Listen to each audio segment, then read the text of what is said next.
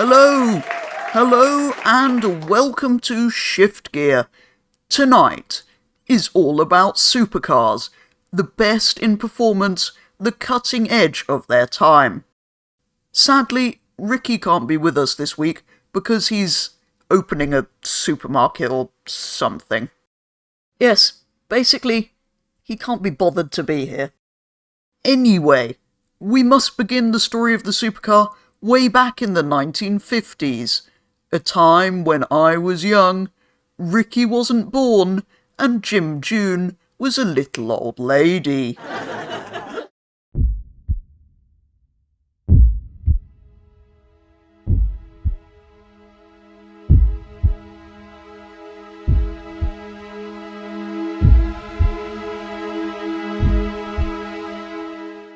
The 1950s, a time when men wore hats and cigarettes were considered medicinal. The world was rebuilding, Britain was still rationing butter, America was inventing tail fins, and Germany decided to build this. This is the Mercedes 300 SL, better known to many of you as the Gullwing for obvious reasons. The Mercedes 300 SL didn't just look fast, it was fast. Fuel injection in a road car when most people were still struggling with carburetors that sulked in the rain. It wasn't loud, it wasn't shouty.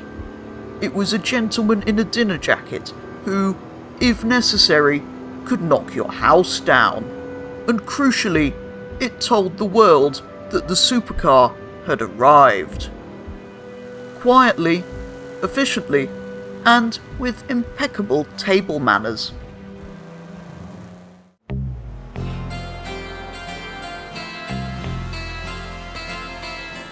Then came the 1960s, a decade of rebellion, noise, and trousers so tight they affected blood flow. And this is the Lamborghini Miura.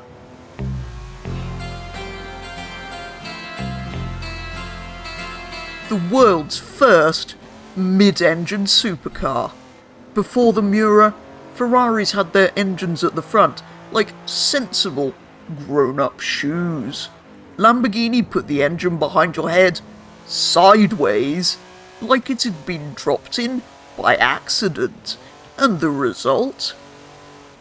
A car so beautiful that people stopped mid-sentence when they saw it. A car that made Ferrari furious. A car that effectively invented the modern supercar layout. It wasn't reliable. It wasn't practical. It got hot. Very hot. But it was sexy in a way that should probably be illegal in several countries.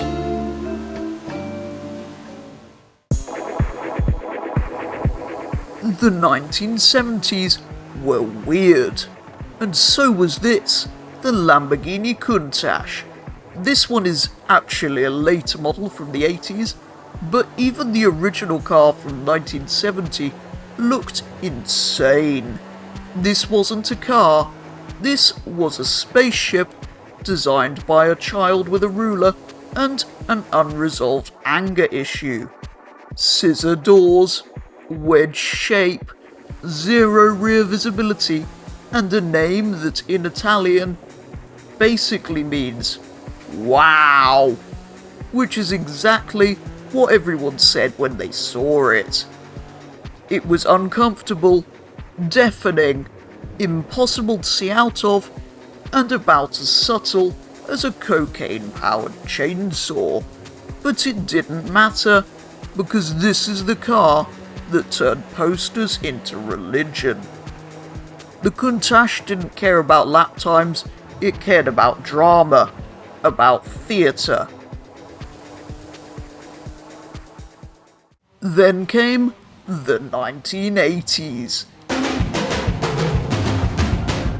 A decade of excess, big hair, bigger money, and cars that wanted to kill you. This is the Ferrari F40. Built to celebrate Ferrari's 40th anniversary and approved by Enzo Ferrari himself, this is not a car.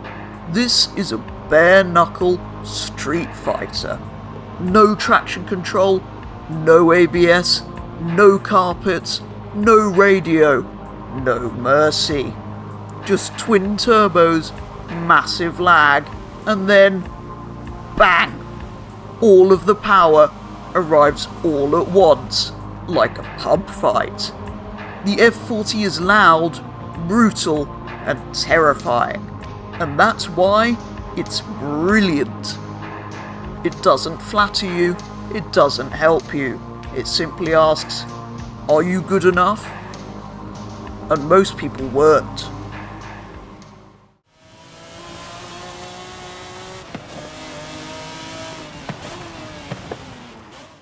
The 1990s gave us the greatest car ever made. Yes, ever. The McLaren F1. Designed by Gordon Murray, a man who believes weight is the enemy and comfort is optional. Central driving position, gold-lined engine bay, naturally aspirated BMW V12, no driver aids, no nonsense. And it went 240 miles an hour. In the 90s.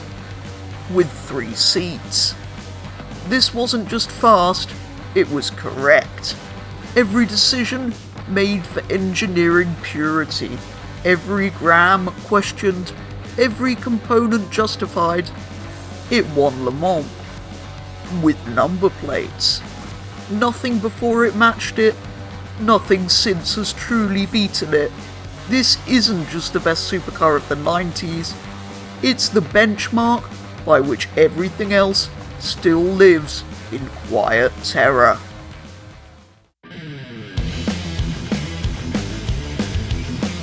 Then the world changed, because in the 2000s, Volkswagen decided that physics was optional. This is the Bugatti Veyron. Well, this one's actually a Supersports from 2011, but let's gloss over that.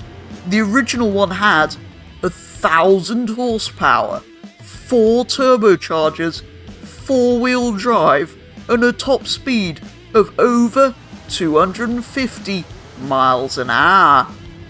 To make it work, Bugatti had to invent new tyres, new cooling systems, and possibly new laws of thermodynamics. At full speed, it empties its fuel tank in minutes and destroys its tyres even faster. But that wasn't the point. The point was simple. Could we build the fastest car in the world?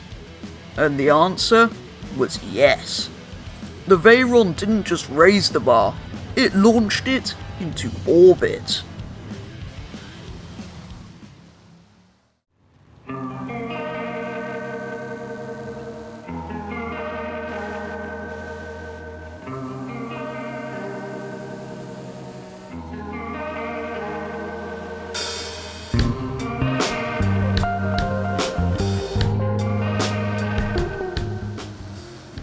So there they are, not just cars, but statements. Each one defining its era, each one pushing boundaries, each one, in its own way, completely mad. They're loud. They're impractical, they're unnecessary, and thank God for that. Because, while the world may be moving towards silence and sense, these cars remind us of a time when speed mattered, when danger was part of the appeal, and when the answer to "is this a good idea" was simply yes, obviously.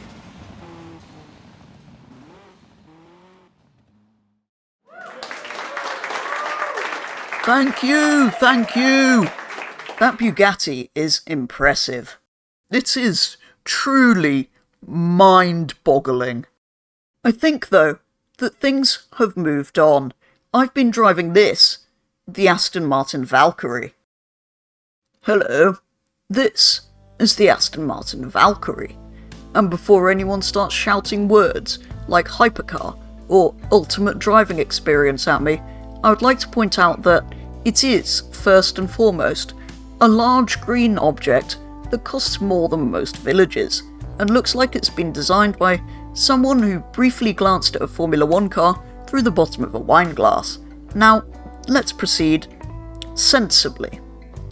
The Valkyrie exists because Aston Martin decided that normal supercars were no longer sufficient, and that what the world really needed was a road-legal Le Mans prototype powered by a naturally aspirated V12 that goes to 11,000 revolutions per minute, which is, of course, completely mad.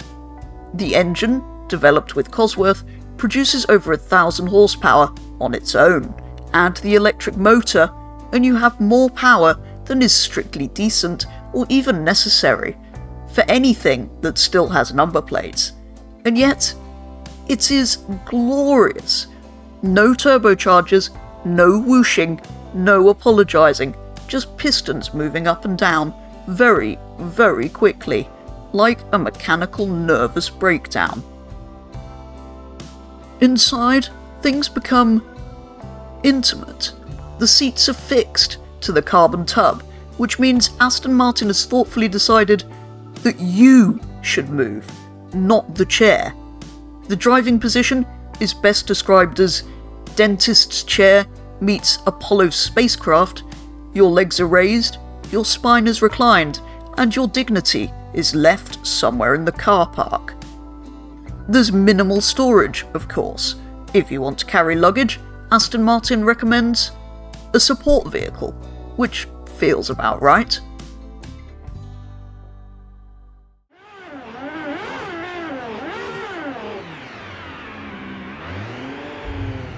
Now, driving it.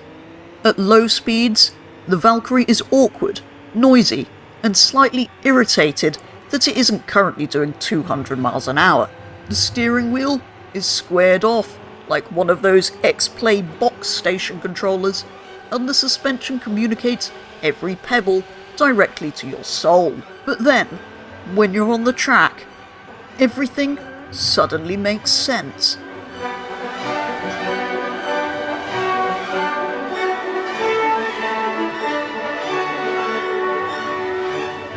The engine doesn't accelerate so much as erupt.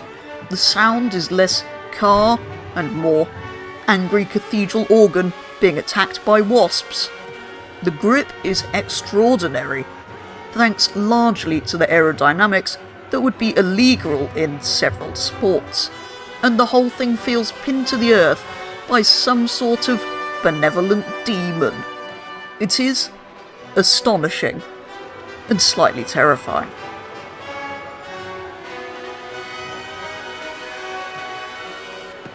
Is it sensible? Of course not. Is it practical? Absolutely not. Would I recommend one as a daily driver? Only if your daily commute involves Eau Rouge. But the Valkyrie isn't about practicality.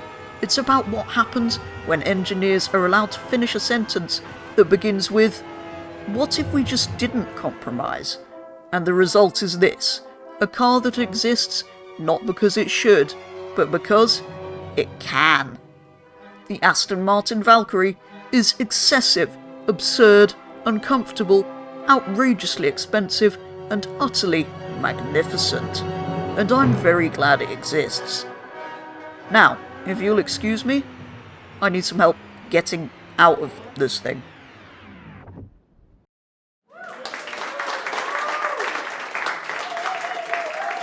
Thank you! This thing is incredible, but it's gone too far. It's too extreme.